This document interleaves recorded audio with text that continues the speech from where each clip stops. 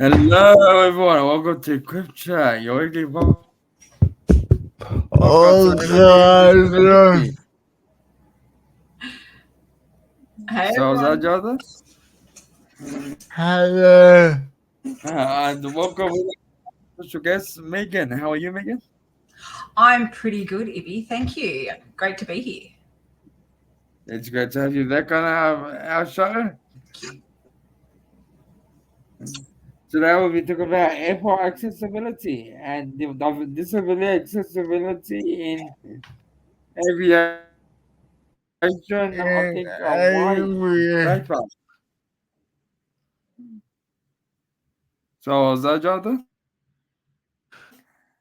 And I will in an airport.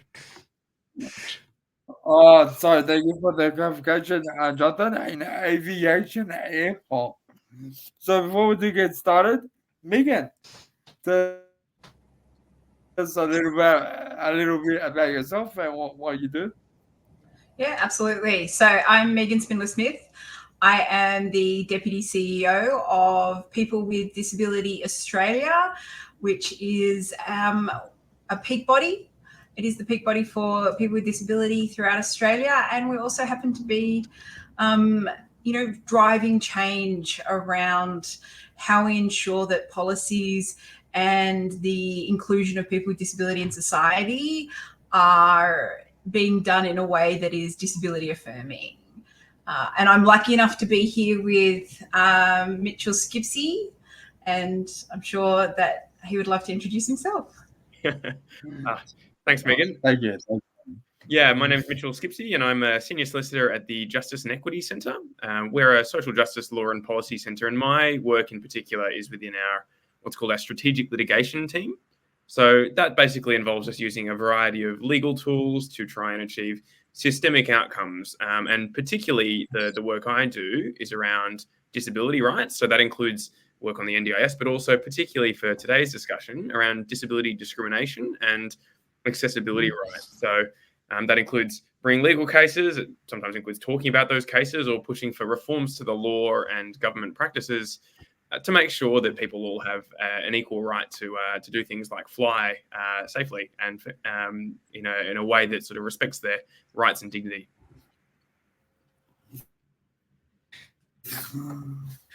Cool. Thank you for that, Megan, and thank you, Mitchell. And welcome to your quick chat. To get things started, what are some of the most significant barriers people with disabilities face when traveling through airports? So, Megan here. Whoever wants to go first. One of the biggest barriers that we face is that airports themselves are not actually accessible for many people with disability, whether that be from a physical accessibility perspective, so being able to have wide enough spaces for wheelchairs or even being able to bring your wheelchair to the airport sometimes is difficult. The other thing also is that for anyone with any form of non-apparent disability or disability that requires some sensory space, there's no sensory downtime. They are very overwhelming spaces, and being able to travel between each of the different parts is a huge place and way that becomes a barrier. But also it's the attitudes and education of the staff that work at the airports. One of the biggest things that I know I personally face as somebody who has both a physical disability as well as being neurodivergent is that for me, I am definitely always the first person to be stopped or not get help or to be asked to wait or hold, when sometimes that stress of being surrounded by people or having people touch me is so overwhelming that it actually makes flying really, really difficult. The other issue is that they don't really understand that people with disability have an absolute right to be able to travel in a safe and accessible way.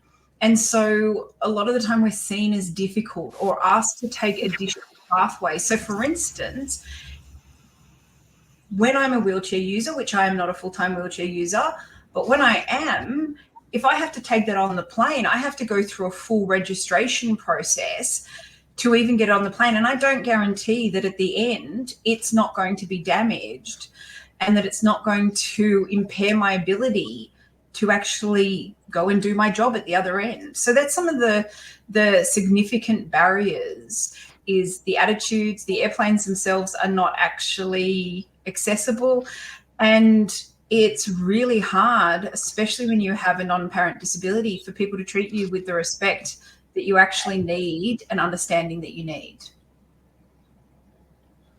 Yeah, it can be difficult. Like what sharing, Megan? Any thoughts, Mitchell? Yeah, look, I think I tend to find that the thing that really strikes me, and I'm not Can a you person, hear me? but when I talk to my clients or I talk to people with disability in professional and even in social settings, the thing that really strikes me is that everybody has got a story about flying.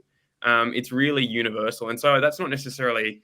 I don't mean to sort of rank those things, just to say that in each case, everyone can say, well, regardless of what my disability is or regardless of what stage of the process, things do crop up. And so, for people who might have sensory impairments of one sort or another, they often say, well, there are these lack of available signage or ways to navigate airports. They're big and complicated places, or information on the planes isn't available in a way I can read and understand. Other people who might have various sort of intellectual or developmental disabilities say, well, these are really overwhelming places and no one sort of set up a space for me to be or a way for me to get the support I need to move through this place without becoming overwhelmed. I think, Megan, you've highlighted the wheelchair accessibility issues, and those are obviously really acute when they crop up. And particularly, some of the stories that I've come across include people being forced to accept kinds of transfers that they are not safe for them or are not dignified. People having to use wheelchairs that the airline or the airport supplies that don't work for them. These things that really go to people's sort of their bodily integrity and their safety in ways that I find quite shocking a lot of the time. I guess another big category that I don't mean to sort of particularly elevate, but one where I think the problems are really stark is for people with assistance animals. There are all kinds of points in the process, checking in, going through the security screening processes, navigating through an airport, where these kinds of issues also crop up of people being refused access in certain ways, of having to fill in these sort of endless reams of paperwork and providing this kind of documentation for something that's really an essential right. And I think my big takeaway from a lot of that is, as I say, that one, that everyone's got a story, but two, that these systems and structures, when they've been developed, they haven't been developed with people with disability. Because if you were asking people with disability what they need, if you're involving them in these design processes, you wouldn't set it up like this. A lot of these things would just be really either straightforward to fix, or they'd be given the priority that they deserve. And it's just clear that that hasn't happened. And I think, just to add, when it comes to the assistance animals, a lot of the time you can go through the whole process. You can fill every piece of paperwork out, do everything correct, and it can still be up to the person at the gate to decide whether or not you're allowed on that plane. And that, in the end, in itself, being able to put all of that pressure and power when you've done all of the work, and the work is a lot, it shouldn't be, to get to that end point and then have what is a basic requirement refused by somebody who has not inherently been part of the process, in itself is absolutely problematic. And Mitchell talked about people taking on transfers, being able to be physically moved from the aisle seat or their wheelchair to an aisle seat. And one of the issues is that there's a level of physical contact that is inappropriate for many people and can potentially be traumatizing. And so the ability to have consent in these spaces is not always possible. And that is a real concern for a lot of us. I was gonna ask people with wheelchairs that are electric wheelchairs. Are they able to be on there with the electric wheelchairs? So you can't take the electric wheelchair onto the physical part of the plane. It can be checked, but you have to go through a lot of paperwork and additional processes. And it is not a guarantee that after you book the flight and pay for your flight, that they will allow your electric wheelchair on because of the batteries. And also there are restrictions on how many wheelchairs can go on a single plane as well. Whether or not they're valid, we would probably argue that they are not, and that there are better ways to deal with that. But it really is at the moment up to the airline. And so these new standards could absolutely change that in the best way possible. See, this is David here. I didn't introduce myself earlier, but I'm visually impaired, and I've gone to overseas with on aeroplane, and they've actually put me in a wheelchair and pushed me. It was much easier than waiting. Like I get service like front line service, just straight in. This is Mitchell speaking. I guess I would say it's another striking thing I've heard repeatedly from clients and from other people I've spoken to about this, is where they say, this happened to me on an Australian flight or in an Australian airport. And they often have the direct comparison to, and actually last year I went to America or to Europe and I actually had this much better experience. You know, they've got a far better system and set of legal structures, and you're certainly not the first person to say, well, actually, here's another experience I've had overseas that was much, much better and really did give a better sort of consideration to disability access needs. Cool. Interesting. Thank you very much for sharing, David, Megan, and Mitchell. Building on that, Mitchell, can you share a recent experience you had? We'll move on. So, how did the airport staff handle your needs? Were they well equipped to assist you? So for me, I am a very regular flyer, and as a person with both physical, psychosocial, and neurodivergent disability, sometimes they are, and it really is airline dependent, but sometimes they are not. And so for me, I had a recent situation where I was having a real struggle being able to use my cane, but at the time I was not bringing my wheelchair with me because I knew it was an added layer that I did not have the mental or physical energy to deal with. And so when it was time to actually go through and book myself in, they offered me a wheelchair, but I'm a larger bodied person, and they generally don't have mechanical wheelchairs to be able to move you, and they will generally bring somebody who is not necessarily set up with the strength to push a wheelchair, and the wheelchairs that are available are not great for self-mobility. Like they're not designed for that. And so in that moment, I had to make a decision that I wouldn't use the wheelchair, because even though I knew it was going to cause me issues in the long run, because the expectation of having someone push me in a wheelchair that is not mechanical when I am a larger bodied person meant that I couldn't expect that on another person. But then to add into that, once I got to security, once I was there, I needed to hand over my stick, my cane, to be able to be put through the machine. And they were expecting me to be able to walk without it. And when I had to explain to them that I can't even take 2 steps without worrying that I may fall and may have an injury, there was a lot of exasperation and expectation around me. And it was the one time I hadn't worn my non-apparent disabilities lanyard that I'm actually wearing today with me, because I'd left it in my bag for once. Yep. And so when it was time to go through, I had to really show them why they needed to hand me a separate wooden cane to get through. But once I got through, as happens every time I make it through security, I am up for detection. I am the first person that gets picked every single time to have the detection wand. And I've been talking to many people with disability who use canes, and they are also the first people to have that, as well as those that are wheelchair users. So what's curious to me is, why are we being pulled aside for this? Because it's an additional stress that we then have to stand around for, wait for, and trying to get our bags, reset ourselves is a lot more work. And I did explain to them, I'm in a rush, I'm feeling overwhelmed, I don't have the energy for this. And they're like, no, you have to do it, you don't get a choice.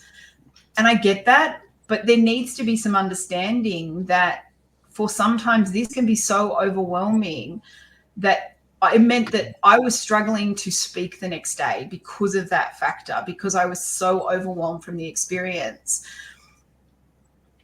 They weren't trained, they didn't understand. And that is a real concern. That said, once I got onto the plane, they were clearly, the one particular host that had me was amazing. They spoke to me with respect. They helped me where I needed to put my devices, and they explained to me processes and procedures that no one had ever said to me on a plane before. So the diversity of that is not viable. We can't have that lack of continuity. So some are well equipped, but not everyone is, and we need consistency. Yeah, exactly. That's, Thank you, Megan. that's what we need. But how do we get that across to them?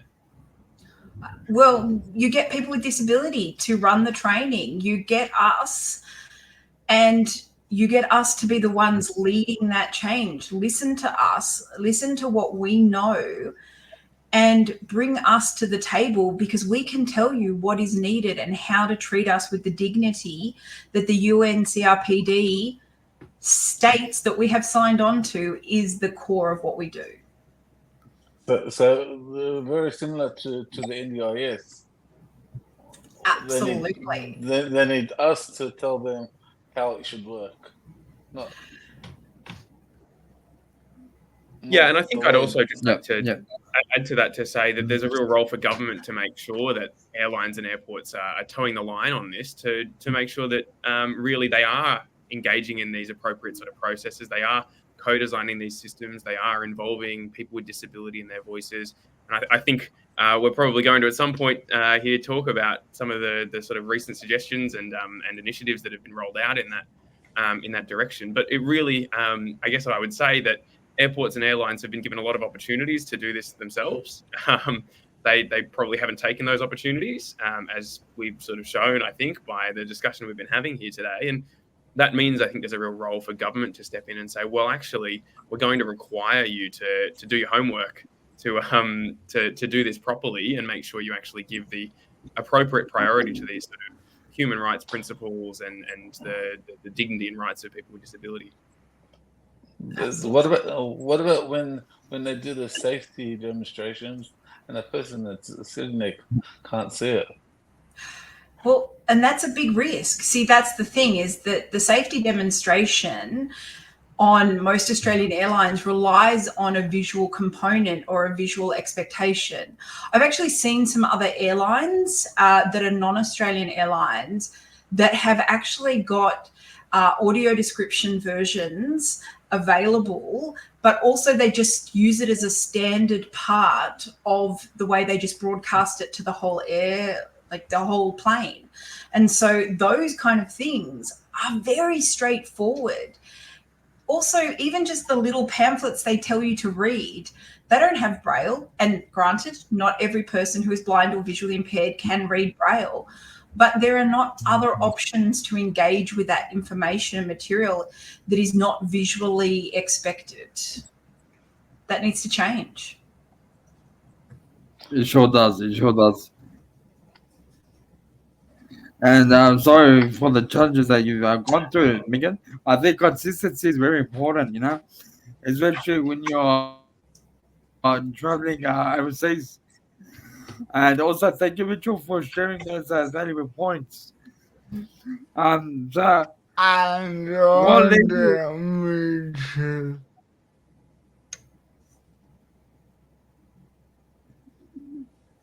thank you for that, John. Next question. Now, what legal protections exist for travelers with disability in Australia? Over to you, Go, Mitchell. um, You will understand Megan. this more than I do. Well, I was going to Okay, say, as that's the, not as a legal. lawyer, this this feels like one I should take first stab at. So, look, I think the major lens through which I would be wanting to think about this is through discrimination law, and particularly given airlines tend to operate a lot of flights are going to go interstate. It's often most helpful to talk about this at a Commonwealth and federal level. So, the Disability Discrimination Act basically says you can't discriminate against people with disability, and that includes where you're providing services like air travel, as airports and airlines are involved in. And so that imposes duties on airports and airlines, legal duties, not to put conditions on passengers that would be hard for people with disability to comply with and aren't reasonable. It means that they need to make reasonable adjustments, which might include providing various forms of assistance and making sure that people are able to use those services on a sort of a reasonable and equal basis.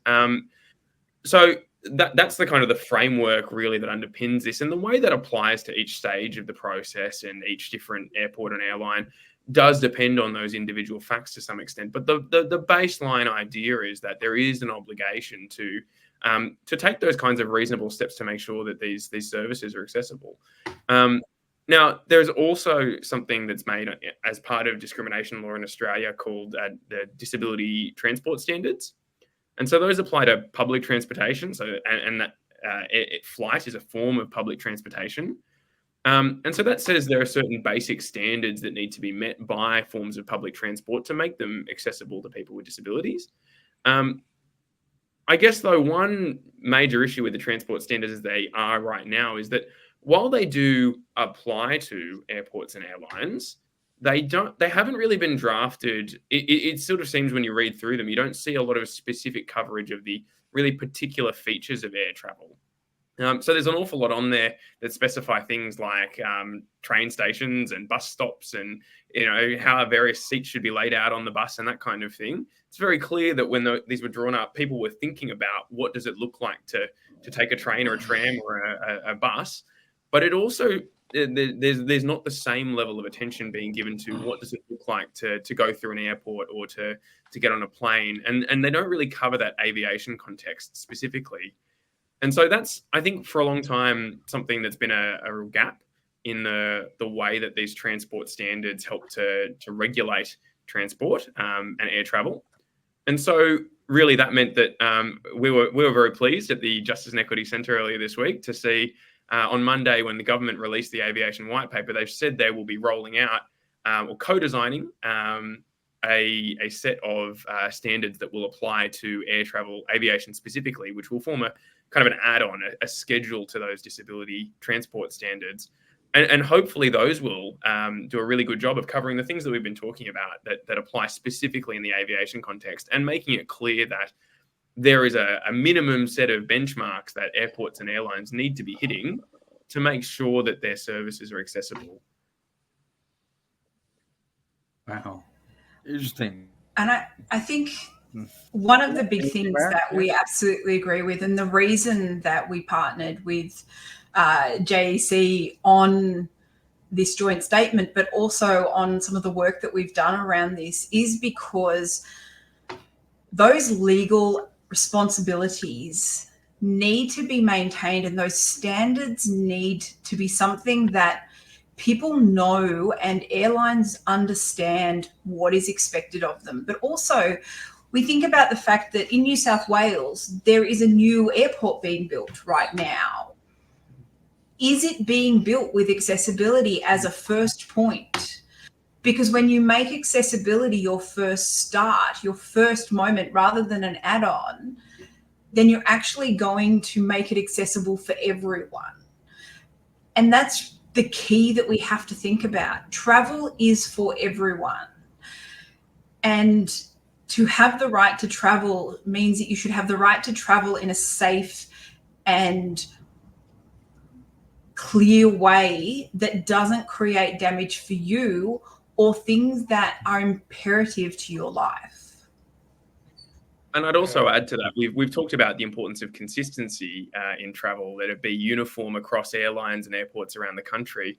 And something I hear consistently from people with disability who travel is, oh, well, whenever I'm traveling, I have to do all of this preparation, all of this research to see, will this airport have this thing for me that I need? Will they have the equipment I need to get on and off the plane? Will they have ways for me to get around? Am I going to need to arrange my own additional supports to get through this sort of process? That's a nightmare. People say it's a huge mental burden, a huge administrative burden that they have to deal with each time they want to fly. And really, there's a need for these sorts of standards on a governmental level to nationally say, whenever you show up at an airport, you should be able to expect at least this, so that you don't have to do all of that legwork yourself.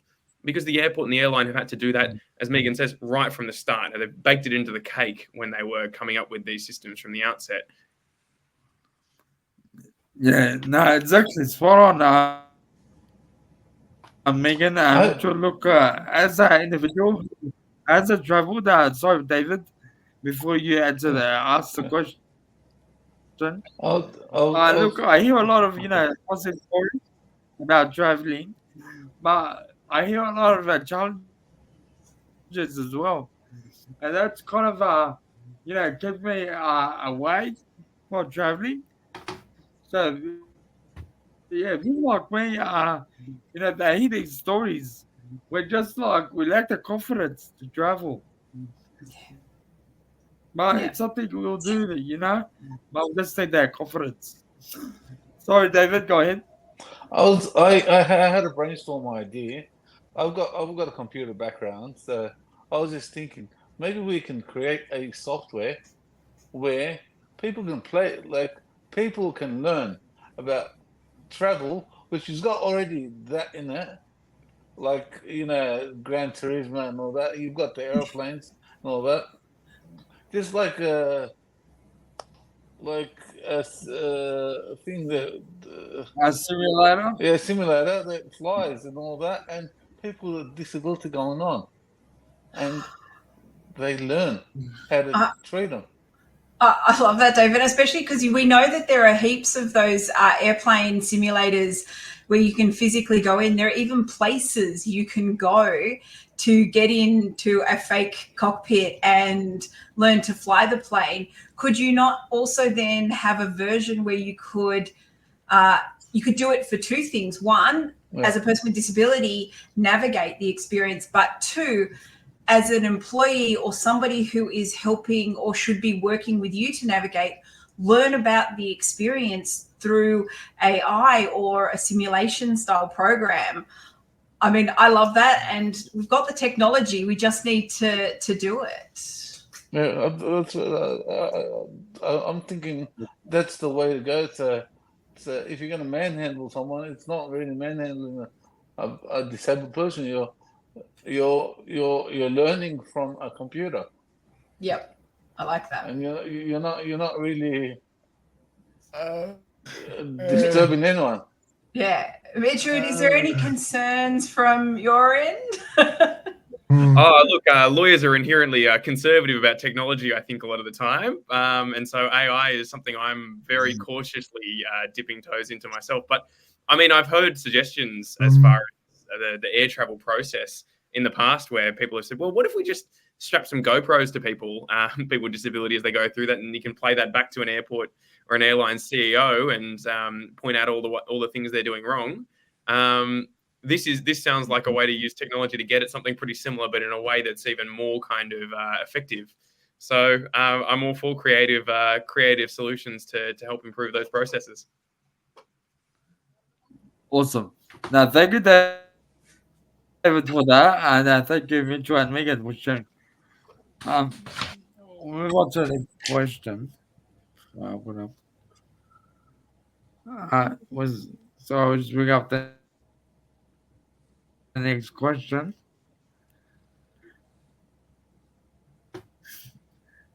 So, we'll go over to you, Megan. So, Yep. So, which airports are setting the standard for accessibility, and what can others learn from them? So, of course, my dogs have decided to start barking. So, if you do hear that in the background, I apologize. But there are definitely some airports overseas that have set the standards for accessibility. I would say in Australia, the most accessible airport that I have seen and heard from others is actually Melbourne Airport. And the reason that it is the most accessible is because what they have done is try to reduce the barriers for people with disability to be able to access every step of the process. There are definitely still some areas that need to work. So, for instance, when you're checking in, it does rely on a screen and that assumes visual engagement.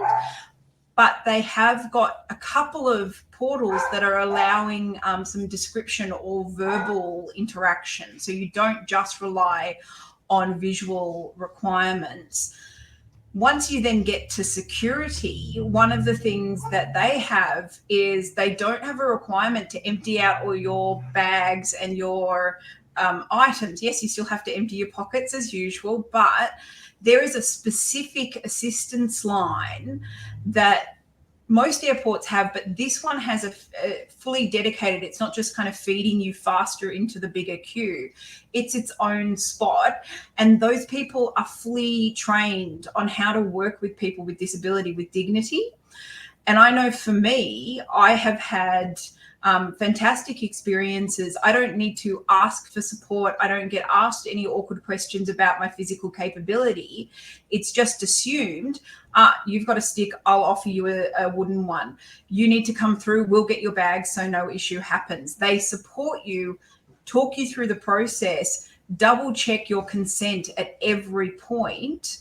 And once you're through security, they ensure you get through that safely, and then they will help you get to where you need to go if you ask them to, but also they'll double check with you beforehand. So it's not assumed that I have to take the energy to do that. So for me, even the types of scanners they have, the full body scanners, they have two options of types of scanners. That means that for people who can struggle in small spaces, they allow that space because there's nothing over your head. Yes, it still requires standing and holding your arms, but they also have wheelchair appropriate versions as well. And then once you get to the gate, they actually have all the setups, and they are the only airport so far that I have seen that regularly announces that you can have pre-boarding. And it doesn't seem to happen at every other airport, but at Melbourne, I have always heard the offer for pre-boarding has happened every single time. Plus, they have changing places as most of their standard bathrooms with push button, or even their elevators that are only going one level do not require you to press a button. They're actually automated. So the minute you get near them, they prepare for you and bring you in and bring you out. And they also do have a sensory safe space and a place for assistance animals to do their business and be able to have some rest time. They may not seem like big things to a lot of other people, but those things make a huge place. And also they are fully recognizing of the hidden disabilities lanyard or the sunflower pins, and they know what that means. So you do not have to have a physical disability for you to get accessibility immediately. And the disabled toilets are very big. They're big. You can actually like move around and get changed and get ready, and they work really well. Plus they have choices of smaller and bigger ones that also say appropriate for hidden disabilities on them. Awesome. How awesome is that? It's those small things that make a big difference. Yeah, us people absolutely. Mitchell, do you know about any other airports? Yeah, I was thinking as you were talking there, Megan, I, as a litigation lawyer, I mostly tend to get told about things when they've gone wrong, not when they've gone right, because of course you don't have to call a lawyer to say, I had a great flight today. So I hear less of this, but what I will say is that I often hear about people say, well, actually, this airport has this really good practice, and this airport has this really good practice, and this airline does this thing really well. And it's very hodgepodge and bits and pieces. They'll say, well, actually, at this airport, they do a great job of making sure that you know all your options for scanning at the security screening. And if you've got an assistance animal or something, they're very accommodating to making sure that they're meeting your needs and not putting you through a process that's going to be distressing to you. And then this other airport, they've got great disabled bathrooms, and they've got a really good understanding of how to maybe help someone who might need assistance to use those, but also then leave them with their kind of dignity and privacy. But really, I don't often hear about all those dots getting joined up of those airports sort of putting everything together and learning from one another. It sounds like Melbourne is doing a better job than many, although I would also say I've heard one or two things that Melbourne could do better as well. It really tends to be quite an uneven set of, someone's had a complaint about something and decided it wasn't hard to fix, so they would fix it. But the other airports haven't looked on and gone, oh, we should do that too. So it is really a patchwork quilt when you look at the good practices and the bad ones. Absolutely agree, Mitchell. And I think the biggest issue is that you can have a great experience at, say, Melbourne Airport, even though I agree it's not perfect. There's still some work that needs to be done. But where you're getting off the plane or where you're flying to doesn't guarantee the same experience. And what that means is that you then have to prepare yourself and do the additional physical and emotional labor to be able to prepare for this. And flying shouldn't require a huge amount of mental preparation to even get to an airport in the first place. Exactly. It's fun. Now, thank you very much for sharing, Megan and Mitchell. Awesome. Some very good points. So, what technological or design innovations could improve the airport experience for people with disability? Over to you, Megan. Thanks. So, look, from a technological perspective, one of the base things that should happen is that every single interface, because a lot of airports are now moving into self-serve, and a lot of the self-serve aspects mean that it assumes a level of capacity to be able to engage with certain types of interfaces. So just a simple factor, the assumption that you can see a touch screen to know where to press in the first place is not a viable option. And so having the choice to be able to self-serve if you want to should mean that any sort of touch screen also has a separate option with guidance or the ability to verbally manage or move things. So audio description, ensuring that there's sensory recognition so that you know through either touch or some sort of audible aspect that you know what you need to engage with and what you need to do and where you need to go. So having those simple aspects are really important. And that's just using standard accessible technology. But some of the design innovations are offering options that allow for people to go through a sensory safe pathway through an airline or an airport. So when we think about as an adult with sensory needs, absolutely, I'm a little bit better at being able to regulate for years of practice, and I've had lots of tools that I can use. But that is not the case for everyone, or especially children with sensory overwhelm or needs. And so when you're thinking about those things, how do you make it so that somebody can physically get on a plane without having a meltdown, without being in overwhelm? So let's have some separate pathways. Let's allow for people to choose how they get on the plane. And that would be as simple as offering a different pathway if people wanted to use them, or it could be even more engaging by offering quiet spaces on points across the way you're going, so you can have the downtime you need and be able to access them easily without having to ask permission to do so constantly.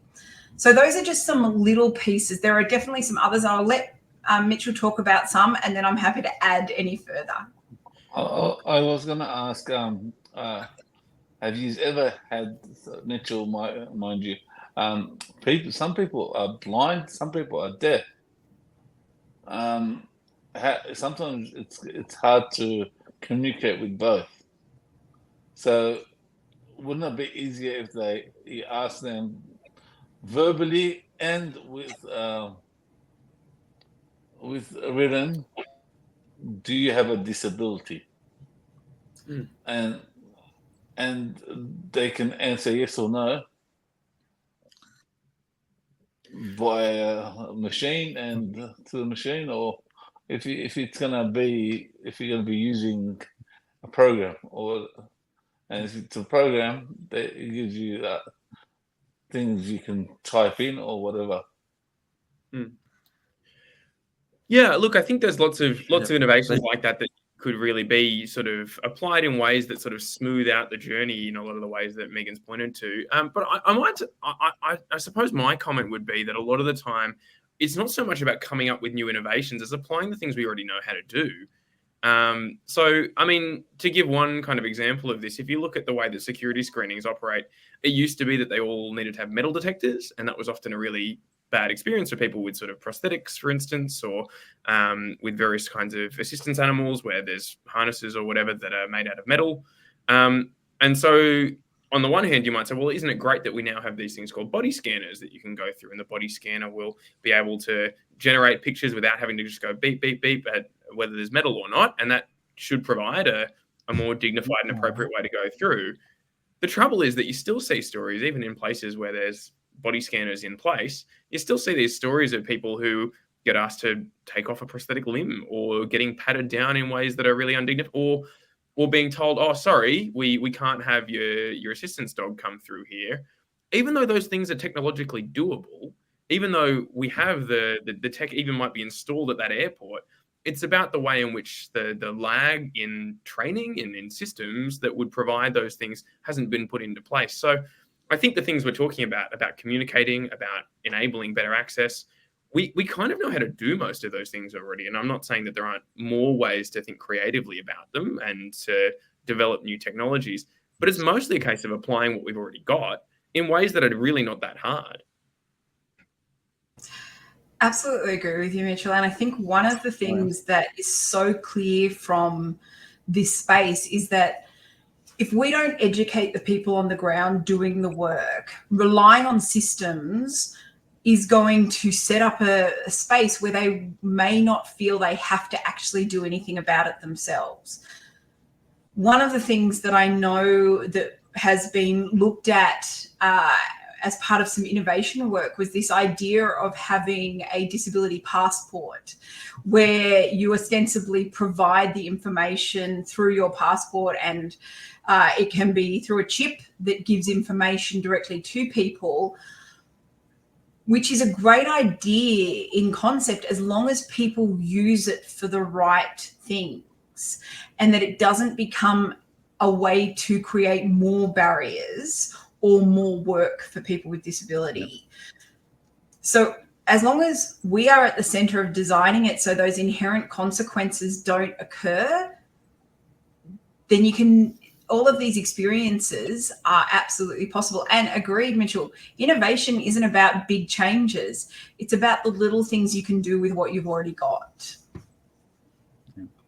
And disabled people, we're pretty good at that. Like, bring us in. We're really good at that. Yes. We totally are. Thank you very much, Megan, for that. And Mitchell, I just heard that there's no more of those machines that go big, big. Is that true? There's still a lot of airports still use the old metal detectors, but a lot of them have. There's a real mix of technologies. It's one of those things that once you start working on this as a policy issue, you start noticing and sort of taking little mental notes every time you fly, and you really notice that there is no, as we've already talked about in this discussion, a real lack of uniformity. across airports, depending on who's upgraded what and who's decided to keep up and who hasn't. Interesting. Was there anything you wanted to add, Jonathan, David? No. One question for Megan.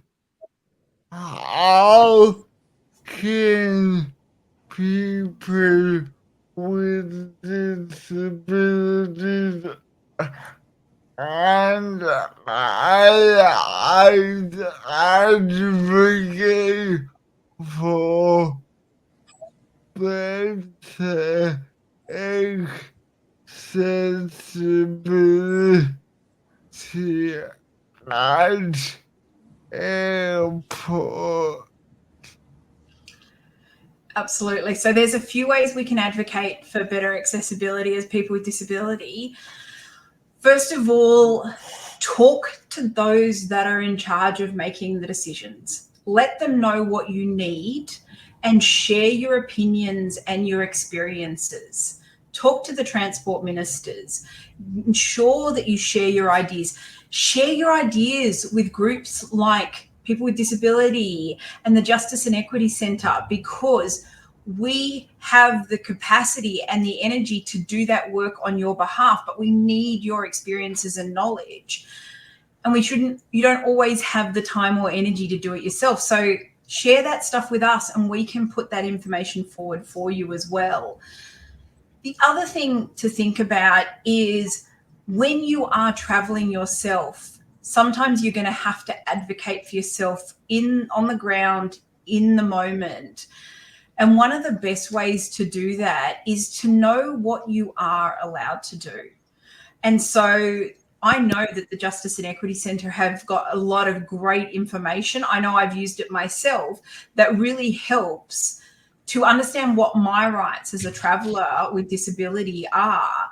And they're in ways that anyone can understand, because I know for me, I am, Mitchell, I'm not a lawyer. I do not speak legalese. But what the Justice and Equity Centre puts out really does help me understand what my rights are. And the stuff that we put out as people with disability helps me understand what my rights are. And knowing that means I feel confident saying, this is what I'm allowed.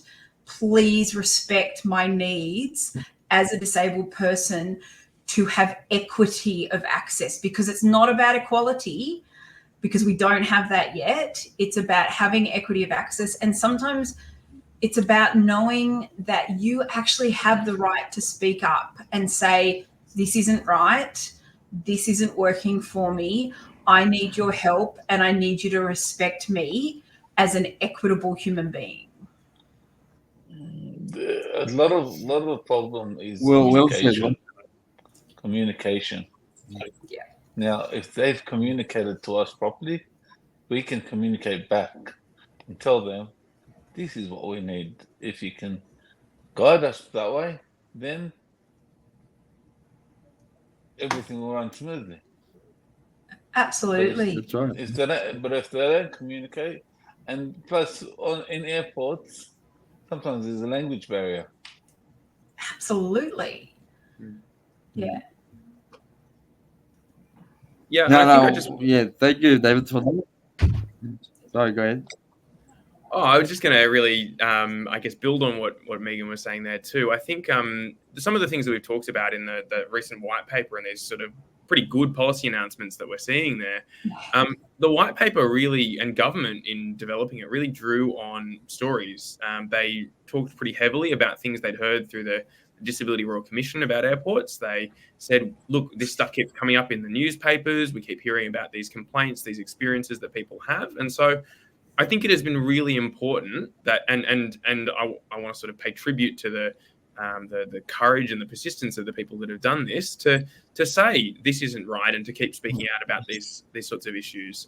I really do acknowledge the fact that when you're a person who's experienced events like this that can be at least frustrating and sometimes traumatic and harmful, it's not always an easy thing to do to press those rights or to want to talk about it. But I think where people are able to do so, they feel comfortable doing that, and they pursue those sort of avenues either through legal means or through talking to government or to decision makers in companies like airports and airlines. That is where these changes come from. That is what pushes for action. So I think it's really vital to do that sort of thing. I think of my clients when I work on these sorts of cases as partners in pursuing these sort of shared goals. And I'd also highlight that one thing government said around the upcoming aviation disability standards is that they want to co-design those. So that means that they want to be hearing from what are the priorities of people with disability. They're going to need to know that in order to co-design proper standards. And so that means that, organizations that speak on behalf of people with disability and perhaps government directly really need to hear those stories and keep knowing how things are going wrong at the moment and how they could be made better. Absolutely agree. And co-design, you all have the ability to be part. As a person with disability, you can be part of that co-design. If you are passionate about this, if you have experiences you want to share, you can be part of the process in different ways, in the ways that are accessible for you.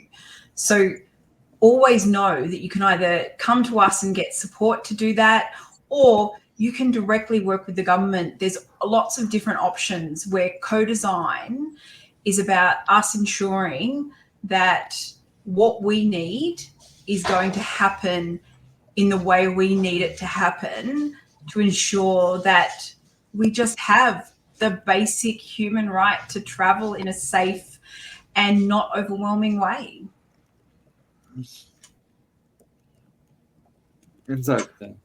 Thank you for that, Megan and Mitchell. I think it's very important that we move forward, provide the access for everyone. Everyone that deserves safe travel. And I agree. Thank you very much. Back to you, Mitchell. And finally, do you have any practical tips for people with disabilities to prepare for air travel? Look, I think we've talked about a lot of the things that wind up having to happen at the moment, like doing research on what's available ahead of time, telling people in the airlines and the airports what your needs are and making sure those get met and being prepared to advocate for those. So I think we've had that discussion about, well, that's how things are right now. But I would want to live in a world where we could kind of flip this and say, well, what are the practical tips for airports and airlines to make sure that they've got an accessible service for people with disability? Because I really think while a lot of those things at present do fall to people with disability to make sure that they don't run into these issues, it shouldn't be the responsibility of every single person with disability to educate the staff and to fight for their rights every single time they want to go visit relatives or travel for work or go on a holiday. It really should be something that is the responsibility of the service providers. Absolutely agree. And if that airline has an access and inclusion plan, and pretty sure every single Australian airline currently has an access and inclusion plan, we need to know how they're putting those things into practice. And we know that there are many airlines with access and inclusion plans that don't even have a process on how to deal with damaging someone's wheelchair. They don't even have a current active process on how to do that is a regular way. Now, ideal world, it wouldn't get damaged in the first place, but we need to be prepared for all potential outcomes. And we know that happens, so have a standardized process that doesn't rely on the person with disability to do all the work. So absolutely agree. It's about how are you as an airline, how are you as an airport ensuring that someone like myself, someone with disability, when they need to fly for work, that they don't have to try and go, okay, well, if I need to be there for one day, I'm going to have to fly a day in advance so that I can get myself in a place where I can do my job. And then I'm going to figure out when I'm going to fly out. And also that means it's extra cost with accommodation. Oh, actually, I might have to have someone come and be my support person for this. And sometimes I have to fly in and fly out to different airports in Australia in one day. And that's not always possible with the way it's set up. From a practical tip for people with disabilities, I will say there are two things that I think can be really, really helpful. One of them is if you are somebody with a non-apparent disability or a hidden disability or an invisible disability, depending on what terminology you use, get yourself a sunflower lanyard. You can get them for free from different places. You don't have to pay for them. Mine, I have updated and added in some extra things, but get yourself one of these lanyards.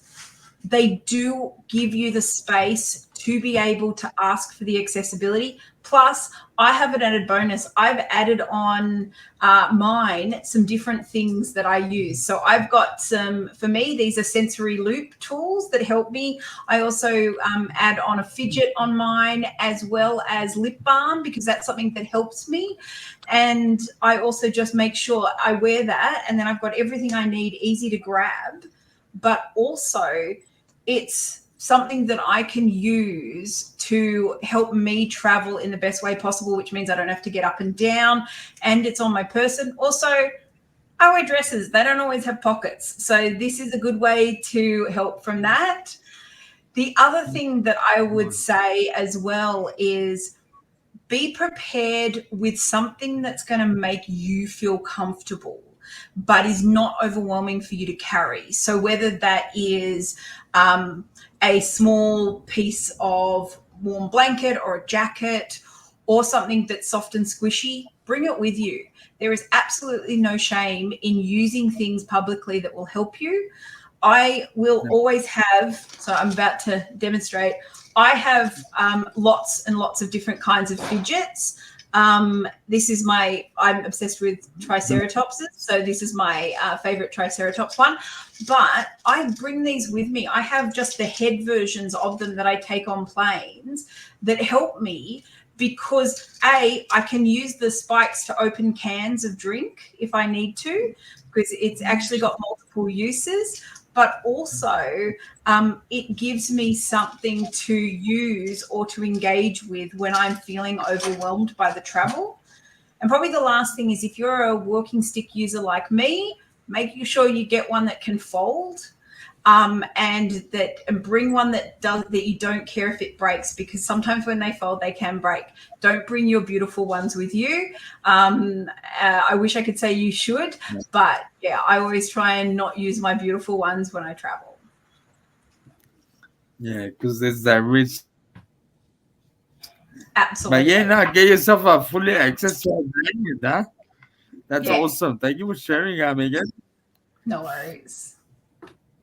Awesome. John, David, do you have anything you want to add? We need to make sure that these standards have practical, tangible outcomes for people with disabilities. And so all stakeholders working collaboration to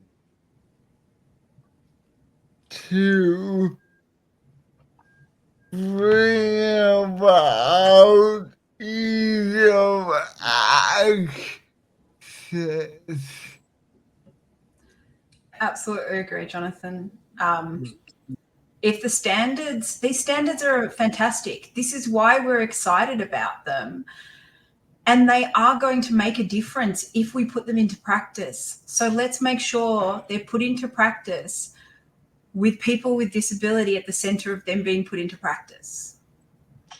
What's Yeah, your for thought? sure, What's your thought on? I just got a thought. Just say every person that's got a disability has a paper written down what they need from others and expect from others for them to help them, and where you laminate it and let them read it. I if think they- that's part of the thinking behind some of the suggestions that have been made around sort of passenger profiles, which, would be an electronic version of some of the things you're talking about.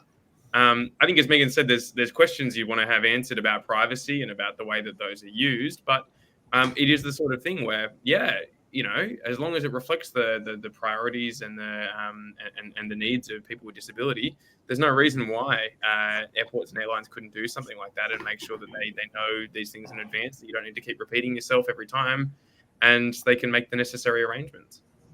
All right, if you got someone with a vision impairment, they have checkpoints. Do this, that. Or person with this, do that. I've got a list. Yeah. And I think that's exactly right. Some of these standards will allow for that if they're implemented in a disability affirming way. Well, thank you for Cool, coming. And if you, No, thank you, David. Thank you. Yep. No, all good. Thank you, David, for asking the questions. Thank you, John, as well. But most importantly, thank you, Mitchell and Megan, for allowing us to interview you and getting us to pick your brains on improving our understanding of accessibility when it comes to airports. I think for everyone, we all deserve, safe and enjoyable travel.